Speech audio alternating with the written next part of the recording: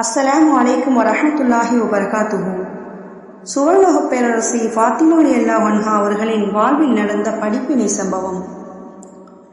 கண்மை நபி ஸல்லல்லாஹு அலைஹி வஸல்லம் அவர்கள் ஆயிஷா அலி அவர்கள் வீட்டில் ஏறத்தாழ 10 நாட்கள் காய்ச்சலின் வேகம் நீடித்திருந்தது.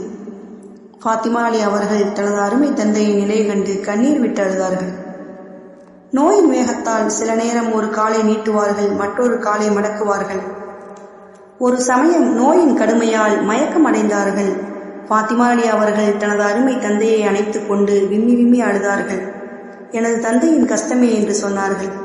உடனே கண்மை நபி ஸல்லல்லாஹு அலைஹி வஸல்லம் அவர்கள், அருமை மகளே, உமது தந்தைக்கு இன்றைக்கு பிறகு கஷ்டமே இருக்காது, வெறும் தப்பிக்க முடியாத ஒரு நிலைமை உமது தந்தைக்கு இப்போது வருகிறது. இனிமேல் மறு உலகில் சந்திப்பு ஏற்படும் மகளே, அழவேண்டாம். நான் இவ்வுலகத்தை விட்டு சென்ற பிறகு இன்னா லில்லாஹி வ இன்னா இலைஹி ராஜிஊன் என்று கூறுவாயாக. ஏனெனில் இந்த வாசகத்தில் மனிதனுடைய துன்பங்களுக்கெல்லாம் மருந்து இருக்கிறது என்று சொன்னார்கள். இதை கேட்ட ஃபாத்திமா அலி அவர்கள் தேம்பி தேம்பி அழுதார்கள். இச்சம்பவத்தின் மூலம் நாம் அறிந்து கொள்ள வேண்டிய படிப்பினை, சிறு குழந்தையிலிருந்து தந்தையின் மடியில் வளர்ந்த மகள் அல்லவா, அழாமல் இருக்க முடியுமா? இச்சம்பவத்தில் நபி ஸல்லல்லாஹு அலைஹி வஸல்லம் அவர்கள் தமது அருமை மகளுக்கு மறுமையின் சிந்தனையை ஊட்டி ஆறுதல் கூறுகின்றார்கள்.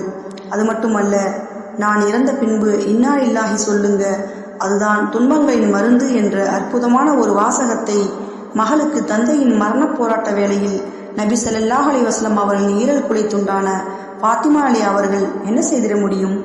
அழுகையை தவிர உலகில் அதிகமான அழுதவர்களின் பட்டியலில் ஃபாத்திமா அலி அவர்களுக்கும் வரலாற்று ஆசிரியர்கள் ஒரு இடத்தை தந்துள்ளார்கள். அந்த அளவுக்கு வாழ்நாளில் அதிகமாக அழுதுள்ளார்கள். எனது அருமை பெண்மணிகளே, உங்கள் அழுகை அல்லாஹ்வை மறுமையை நினைத்து இருக்க வேண்டும். அற்ப உலகத்திற்காக அழுவும் அழுகை வீணான அழுகையாகும்.